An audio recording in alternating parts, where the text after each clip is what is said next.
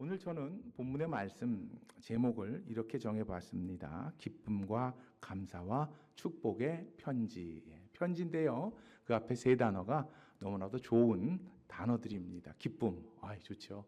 감사, 아름답죠. 축복, 어머 귀한 것이지요. 어떤 편지길래 이런 제목을 달 수 있을까요? 빌립보서 이야기겠죠. 빌립보서가 어떤 편지, 어떤 서신이길래 또 이런 의미의 내용을 담아서 우리가 또 말씀을 나눌 수가 있을까요? 사실 빌립보서에 담긴 본문의 말씀을 읽다 보면 설교를 이거 자주 들었다 그런 생각을 하게 됩니다. 설교의 본문으로 많이 쓰이는 그 구절들이 빌립보서에 많이 있지요.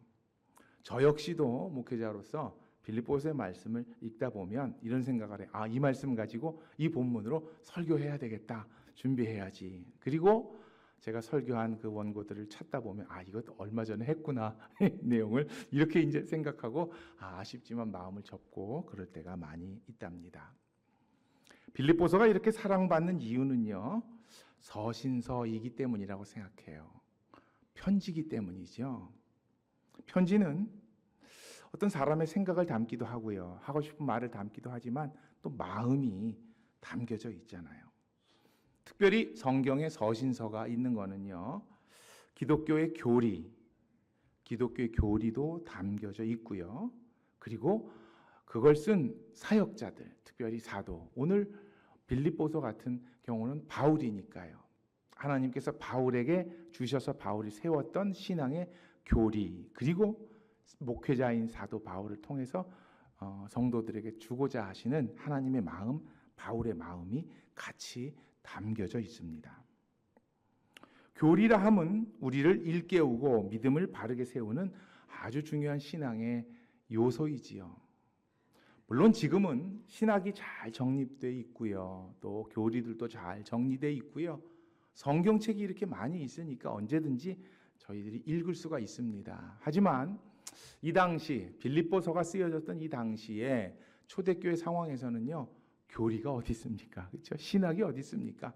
성경도 없어요. 그런 상황에서 바울 같은 하나님의 일꾼 사도가 편지를 통해서 이렇게 사는 것이 옳다. 이렇게 믿는 것이 맞다. 이렇게 살아야 된다라고 권면하면 그것은 그들이 교회가 신앙을 유지하고 신앙을 바르게 이끌어가는 가장 중요한 핵심 이유가 되기도 하고 근거가 되기도 하는 거지요. 너무나도 중요한 겁니다. 그리고 그것만이 아니라 아까 마음이 교리와 함께 마음이 담겼다고 했는데 어떤 마음이 담겼을까요? 사도 바울, 사도입니다마는 교회에는 목회자였잖아요. 설교하고 하나님의 말씀을 증거하는 역할을 했는데 그만큼 또 성도들을 사랑하니까요. 바울의 편지 속에 담긴 바울의 마음은요. 바울의 마음 플러스 바울을 통해서 하나님이 주시는 마음으로 성도들이 받아들이는 거예요. 그러니 바울의 편지를 받고 읽을 때마다 얼마나 좋았을까요? 아마 저희가 빌립보서, 에베소서, 골로새서, 빌레몬서, 갈라디아서, 로마서, 또 고린도전후서 이렇게 읽는 거하고는 차원이 다르게 그 말씀을 편지를 읽을 때마다 설레고 기분 좋고 맞다. 우리가 이렇게 살자 다짐할 수 있는 중요한 어떤 신앙의 기준이 되었을 것입니다.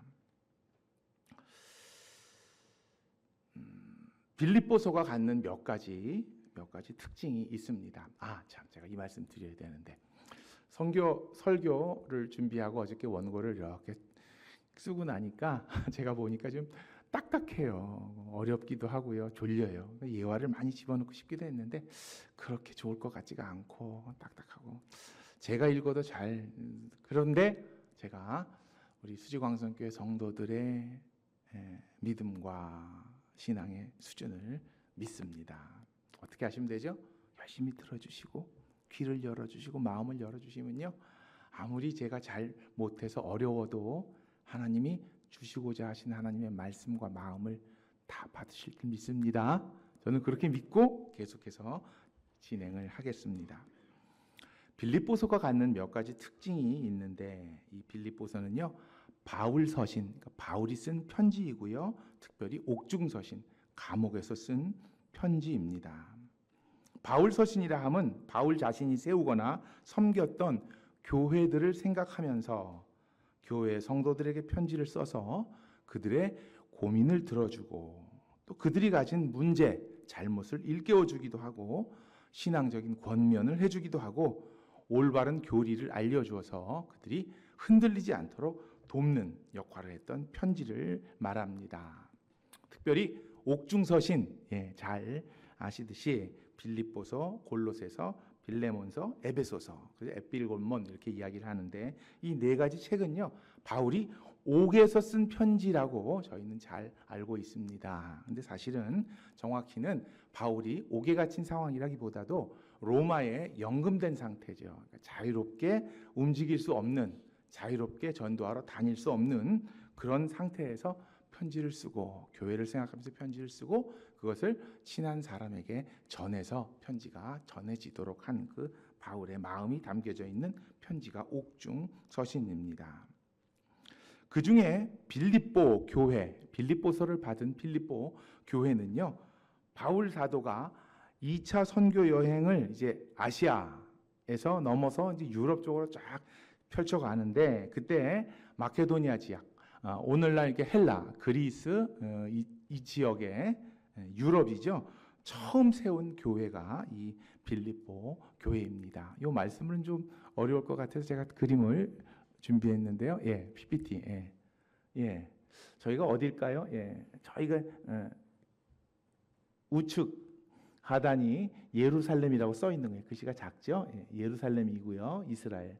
그 위에 안디옥. 요즘 이제 시리아 내란 있었던 전쟁 시리아 쪽이죠. 그리고 그 위로 올라가면 이제 터키 지방입니다. 골로새, 이고니온, 에베소, 서머나 이렇게 쭉 있고요. 그리고 드로아라고 돼 있는데 저희 끝에 거기 우리가 알고 있는 트로이죠. 트로이. 전쟁으로 유명했던 트로이. 거기서 배를 타고 이제 빌립보로 갑니다. 빌립보부터가 이제 바울 시대에는 유럽입니다. 배를 타고 가서 헬라 문화로 이제 넘어가는 거죠. 그래서 빌립보, 데살로니가, 고린도, 아테네 이렇게 있고요. 점점 어딜 향해서 가냐 하면요. 바울의 선교의 종착지가 어디였죠? 로마잖아요. 다음 사진 한번 보여주세요. 그래서 빌립보가 저기 파란 데 있고요. 조금 더 가면 바다를 건너가면 배를 타고 이렇게 가면 로마에 가게 됩니다. 바울은 이 선교 사역을 하는데 특별히 빌립보는 바울이 정이 많이 들었어요. 첫 번째 자기가 유럽에서 세워진 교회였고요. 그리고 나서 이제 본격적으로 유럽 선교를 할 때 빌립보가 바울을 위해서 기도하고 또 물질을 후원을 합니다. 그래서인지 바울은 빌립보 교회에 정이 많은 것 같은 게 빌립보서를 읽다 보면 알게 돼요. 똑같은 옥중 서신인데 에베소나 또 에베소서나 아니면 골로새서에는 그 교리적인 이야기가 많아요. 그리고 이렇게 살아야 된다, 강권하는 이야기들이 있는데 빌립보서에는요 특별하게 위로하고 권면하고 격려하고 안아주는 듯한 말씀들이 포함되어 있어요. 왜 그럴까요? 바울이 그만큼 사랑하고 애착을 갖고 또 하나는 빌립보 교회의 성도들이 수지광성교회 성도들 같은 거예요. 마음에 두고 항상 기도하고 바울을 잊지 않고 바울이 로마에서 갇혀서 선교 사역도 못하고 그러고 있을 때에도 바울을 위해서 후원하고 기도하고 한 교회가 빌립보거든요. 그러니까 바울이 잊지 못하고 그 마음을 담아서 편지를 쓴 것이 빌립보서입니다. 예를 들어 보면요. 빌립보서에는 이런 말씀들이 있어요. 3장 14절에 이런 말씀이 있습니다. 우리가 표대를 향해 예수님과 함께 하나님의 부르심의 상을 위하 달려간다. 표대를 향해서 우리가 하나님께 상을 주실 거니까 달려가는 거다. 상 받을 거란 얘기잖아요. 위로와 격려. 또 3장 20절을 보면 우리의 시민권은 하늘에 있다. 땅에서 어려움이 있더라도 우리는 하늘을 보고 산다. 위로와 격려입니다. 4장 4절에는요. 우리가 잘 아는 말씀 주 안에서 항상 기뻐하라. 다시 말하노니 기뻐하라. 그것도 빌립보 성도들에게 한 바울의 이야기고요. 더 읽어볼까요? 4장 6절, 7절 보면 이런 말씀이 있어요. 혹시 기억나세요? 아무것도 염려하지 말고 오직 모든 일에 기도와 감사함으로 모든 것을 알으라. 그러하면 모든 것을 알고 계시는 하나님이 하나님의 평강으로 그리스도 예수 안에서 우리의 마음과 생각을 지키신다. 잘 하신 말씀이잖아요. 예, 바울이 이것은 권면보다도 위로하고 응원하고 사랑하고 감싸주는 말씀인 거죠. 이런 말씀도 있어요. 4장 9절 말씀인데요. 너희는 내게 배우고 받고 듣고 본 바를 행하라. 그리하면 하나님의 평강이 너희와 함께 계시리라. 너희가 이렇게 나와 같이 신앙생활 잘하면 하나님의 평강으로 너희를 지킬 것이야 라는 그 말씀. 그리고 한 말씀 더 읽어보면요, 제일 좋아하시는 말씀인데요, 4장 13절에 아까도 읽었는데 내게 능력 주시는 자 안에서 내가 모든 것을 할 수 있느니라. 그렇죠? 저희가 가장 좋아하는 말씀들이 여기에 있어요. 왜 여기에 담겨 있을까요? 그렇게 응원하고 싶었던 거예요. 그렇게 격려하고 싶고 그렇게 축복하고 싶었던 곳이 빌립보 교회고요. 또 오늘 이렇게 듣게 되는 수지광성 교회인 것입니다. 그런데 이렇게 쓰인 좋은 말들, 좋은 단어들, 우리의 마음을 기쁘게 하는 단어들만으로 빌립보서의 진가를 알 수는 없습니다. 진가는요, 바울이 어떠한 상황에서 이러한 이야기를 했는가를 알아야 돼요. 바울이 좋은 일이 있어서, 신나는 일이 있어서, 기쁜 일이 있어서, 웃을 일이 있어서가 아니라 아까도 말씀드렸습니다만 로마에서 갇혀서 선교해야 되는데 선교를 못해요. 바울은 그것이 삶인데 못 가요. 다 막혀 있어요. 그리고 에바브로디도라 하는, 바울도 이 빌립보서에 설명합니다마는 바울과 함께 있는 동역자가 있는데 에바브로디도가 병에 걸려서 죽을 것 같아요. 죽기 직전까지 그렇게 아픈 거예요. 그러니까 그것 때문에 그 근심 있고 걱정 있고 이제 어떻게 해야 되느냐라는 고민하는 중인데 바울이 빌립보 교회를 생각하면 이런 말을 하는 거예요. 염려하지 마라. 하나님이 다 하게 하신다. 기뻐하라. 하나님의 평강이 함께 하실 것이다. 자, 그 의미를 저희가 알고 있어야 빌립보서의 말씀을 잘 이해하고 우리의 마음속에 담을 수가 있답니다. 자, 이것을 상상하면서 생각하면서 제가 여러 가지 빌립보서의 말씀 중에서 세 부분을 나눠서 제가 설명을 해드리고 싶은데, 바울이 어떤 상황에서 이 이야기를 했구나라는 걸 동시에 생각하시면서 들어주시면 더욱더 은혜가 있을 것입니다. 첫 번째는요, 빌립보서는 기쁨의 편지입니다. 기쁨이에요. 빌립보서의 핵심 단어는 기쁨입니다. 바울은 빌립보서에서 기쁨이라는 표현을 10번 이상 사용합니다. 그리고 참된 기쁨, 성도의 기쁨은 예수 그리스도를 닮은 마음, 성도들의 마음에서부터 싹이 난다. 그렇게 말씀을 합니다. 이 편지를 쓸 때에 사도 바울이 갇힌 상태였다는 것을 생각하면 이러한 기쁨과 감사, 그렇게 이야기한다는 것은 바울이 보여주고자 하는 신앙의 모습이 무엇이구나, 빌립보 성도들에게 호소하고자 하는 신앙의 모습이 어떤 것이구나라는 것을 알 수가 있답니다. 빌립보서는요, 예수님 탄생 후 61년, 63년경에 쓰여졌기 때문에 서신 중에, 특별히 옥중 서신 중에 가장 나중에 쓰였습니다. 나중에. 이 말은 무슨 의미냐면, 처음에 갇힌 생활할 때는 그렇게 많이 갇혀 있지 않았어요. 근데 시간이 갈수록 점점 더 속박이 되고요. 이제는 이 빌립보서를 쓸 때쯤 되면 내가 여기서 죽게 될 것 같다라는 상상을 합니다. 그러니까 죽음의 공포와 이제 선교를 내가 못하겠구나, 이제 어떡하지라는 두려움이 같이 있는 시기, 그런 상황에서 바울은 권면을 하는 겁니다. 이런 단어를 써요. 크게 기뻐한다. 그리고 형제들아, 너희는 함께 나를 본받으라. 자, 무슨 얘기죠? 성도들, 내가 이런 상황에서 기뻐하니 너희들도 같이, 여러분도 같이 나의 기쁨에 동참하십시오. 이것이 신앙입니다. 라고 바울은 아주 강한 권면을 하고 있는 것입니다. 바울의 기쁨의 근원은 무엇이었을까요? 옥에 있었지만, 갇혔지만, 아무것도 못하지만, 두려움이 엄습하지만, 할 수 있는 것이 없지만 바울에게는 예수 그리스도가 함께 계셨음을 바울은 고백합니다. 성도들에게 자신이 기뻐할 수 있었던 일은 예수 그리스도 때문이다. 성도들이 근심 걱정 없는 이유도 그리스도 예수 때문이다. 우리는 천국의 시민이기 때문이다. 이렇게 바울의 고백처럼 성도들이 모든 것을 할 수 있는 이유도 내게 능력 주시는 자 누구? 바로 예수 그리스도 때문이라고 바울은 고백합니다. 두 번째로 빌립보서는 함께함을 감사하는 편지입니다. 함께함을 감사합니다. 바울이 누구와 함께할까요? 빌립보 성도들과 마음으로 함께하고 또 같이 사역하는 에바브로디도와 함께하고 그리고 나머지는 없어요. 그런데 바울은 함께함을 감사한다고 합니다.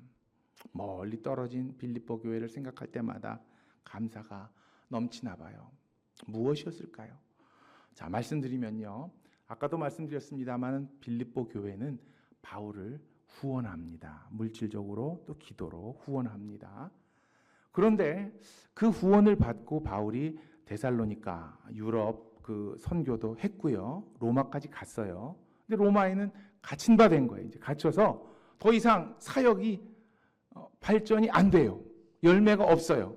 이렇게 하고 교회를 세웠다는 보고가 안 들어와요. 그리고 보고 들어온 거는 에바브로디도가 많이 아파서 아무 사역도 못하고 있다. 죽을 것 같다. 걱정과 절망. 이렇게 되면 교회 입장에서는 물론 옛날에는 안 그래 요즘에는 선교가 열매가 없다 그러면 선교 끊습니다. 그러면 그만해야지. 근데 빌립보 교회는요. 바울의 그러한 상황 속에서 바울을 계속 서포트합니다. 기도하고 물질적으로 후원합니다. 그러니 바울이 고마운 거예요. 감사한 거예요. 빌립보 교회를 생각하면 눈물이 나고 기쁜 거예요. 바울은 그렇게 표현합니다. 나와 함께 해서 같이 해서 감사하다. 여러 가지 불평하고 오해하고 여러 가지 단절되고 그럴 수 있지만 그렇지 않고 계속해서 이어갈 수 있어서 감사하다. 바울이 감사한 것은 바울이 함께하는 것은 세상의 자유, 세상의 풍요, 세상의 물질, 세상의 기준 그것이 아니라 예수님이 내 안에 계시고 또 예수님이 너희 안에 계셔서 예수님을 통해서 우리가 같이 하나 될 수 있는 것.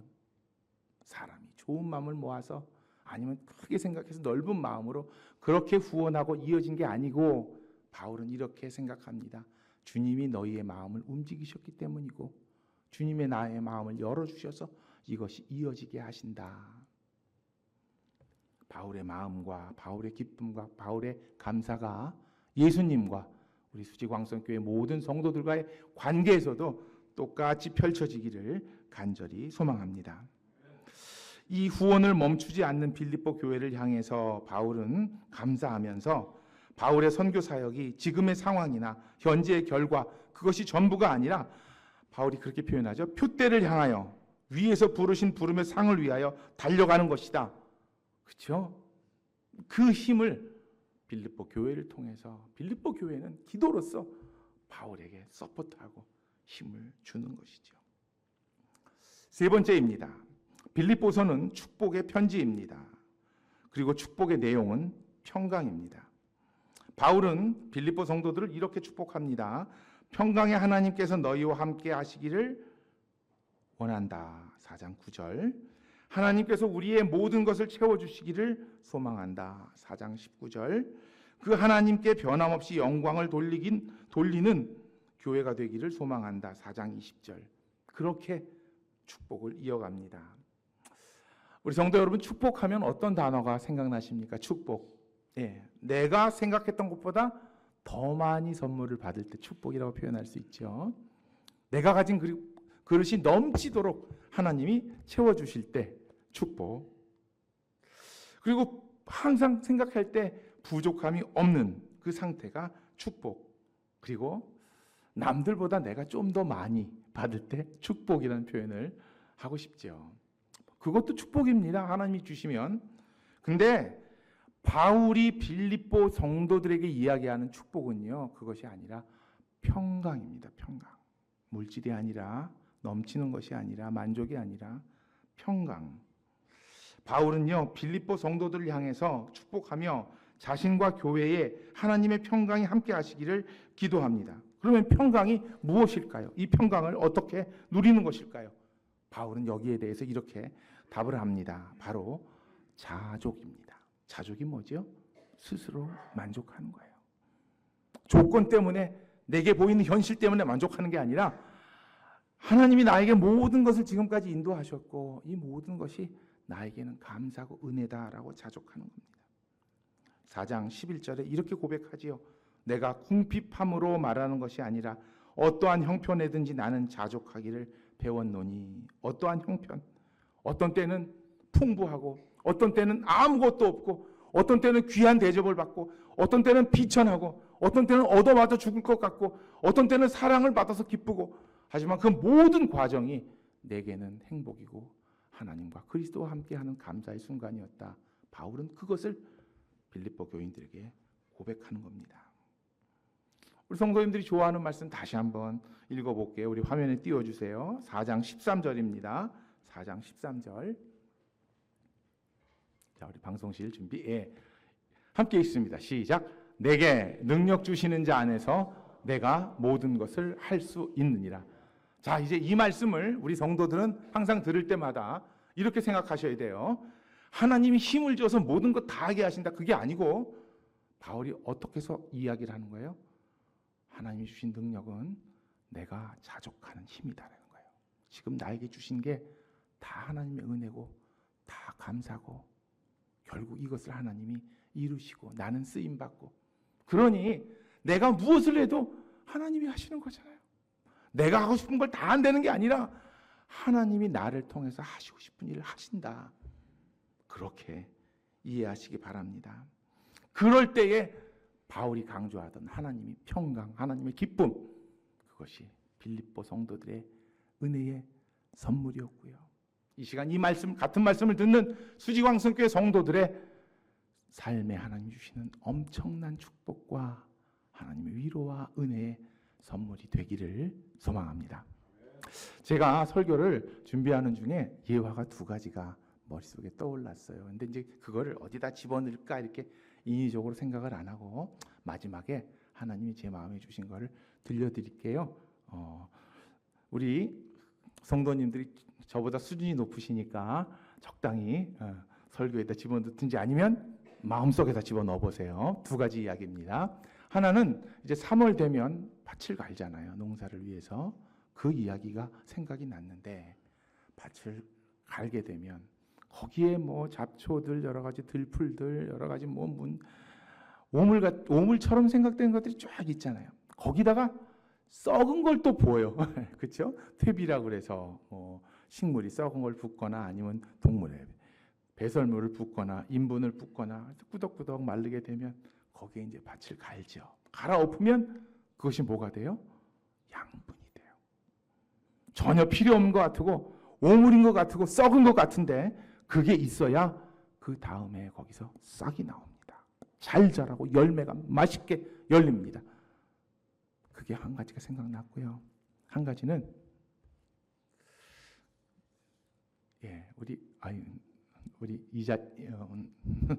우리 이 집사님이 계셔서 제 이야기가 맞는지 모르겠는데, 제가 이를 뺐는데 이를 빼고 솜을 이렇게 막고 꼭 깨물고 있으라 그러잖아요. 그래서 근데 제가 좀 이렇게 깔끔을 떨다 보니까 피가 묻어 있는 게 싫은 거예요. 그래서 그걸 닦아내고 이렇게 하면 안 되죠, 집사님. 그렇죠? 그러놓고 그랬더니 이제 이는 깨끗해졌는데 거기 구멍이 생긴 거예요. 치과 갔더니 드라이 소켓이라고, 그러니까 마른 구멍이 생긴 거예요. 그래서 이러면 안 된다고, 이러면 이게 살이 되는 게 아니라 염증이 생긴다고. 그러면 어떻게 치료하죠? 마취를 하고 다시 긁어내는 거기를 파내서 피를 내는 거예요. 피를 내고 그게 혈병이 되고 그게 다시 자연스럽게 살이 되고, 아프지만 피가 나지만 진물이 나지만 그것이 살이 되는 과정이 필요하구나라는 것을 알았습니다. 오늘 설교하고 어디가 적용될지 한번 성도님들이 마음속에 머릿속에 담고 이어보세요. 하나님의 은혜와 하나님의 축복과 사랑이, 바울이 말하는 기쁨이 늘 넘쳐나는 수지광성교회가 되기를 소망합니다. 함께 기도하시겠습니다.